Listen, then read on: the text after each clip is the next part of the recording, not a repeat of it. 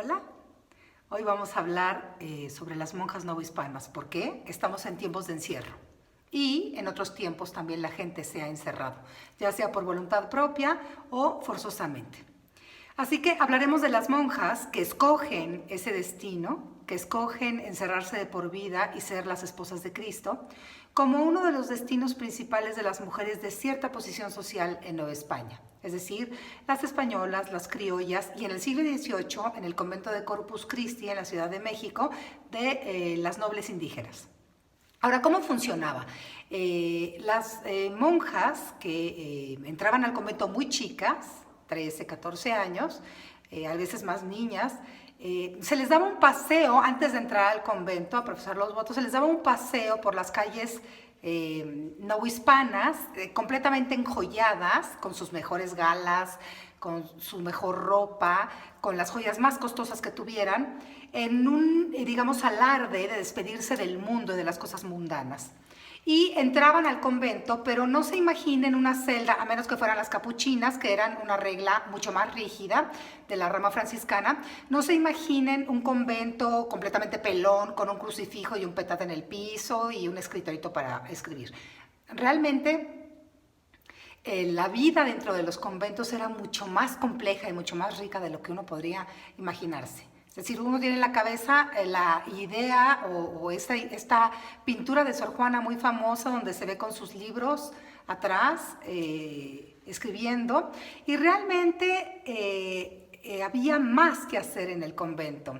Es decir, las mujeres ingresaban con todo su ajuar de casa, es decir, si los papás les habían regalado baúles, cuadros, muebles, una esclava, perritos, mascotas en general, entraban al convento con ellas, aderezaban, como se le llamaba en esa época, es decir, decoraban su celda a su gusto, que a veces era de 2 pisos, incluso a veces tenía cocina propia, entonces la esclava con la que habían ingresado les cocinaba, cosa que después despierta, claro, la molestia de las autoridades virreinales que buscan a toda costa ceñir a las mujeres a la regla de comer juntas en el refectorio, como esta imagen que tenemos nosotros de los frailes o las monjas comiendo todas juntas en un comedor común. Eso es el refectorio.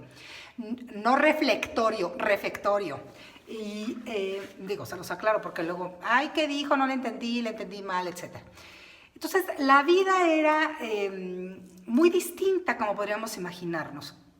Transcurría en esta celda en donde las monjas se visitaban unas a otras, se les permitía visitas de fuera en un espacio particular en el convento que era el locutorio, es decir, un espacio con una reja como esta que tenemos aquí, se las voy a enseñar, como esta reja, un poco más cerradita la reja, para poder conversar con familiares y amigos. Y dentro del convento, como dicen por ahí, hasta en los microbuses hay rutas. Dentro del convento había diferentes grados. Entonces, entraban las que entraban al convento, por ejemplo, sin una dote, porque no tenían dinero, porque eran huérfanas, porque eran de apellido, pero no tenían fortuna, podían compensar esa carencia, digamos, con poder tocar un instrumento o con una bonita voz para cantar en el coro. Entonces, no todas eran iguales. Y había diferentes tareas, estaba la abadesa, estaba la tornera, que es la monja que se encarga de comunicar, digamos, el exterior con el interior. No entra nadie al convento del género masculino, a menos que sea el confesor o en casos gravísimos, el médico.